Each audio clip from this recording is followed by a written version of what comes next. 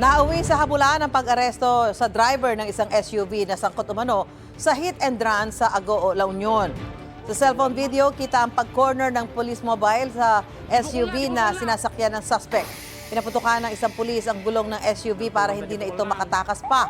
Binasag pa ng pulis ang bintana ng SUV para mapasuko at lumabas ng sasakyan ng driver. Ayon sa pulisya, nasangkot sa aksidente sa bayan ng Bawang ang naturang driver ng SUV at isang kotse. Habang papunta ang SUV at kotse sa istasyon ng pulis, biglang lumihis ng direksyon ng SUV kaya hinabol ng mga responding pulis. Ilang sasakyan pa raw ang nadamay sa habulan, kabilang ang isang tricycle na tumagilid matapos masagi ng SUV.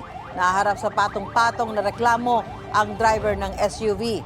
Naghain na rin ng search warrant ng pulisya para mahalughog ang loob ng SUV. Sinusubukan pang kunan ng pahayag ang driver ng SUV.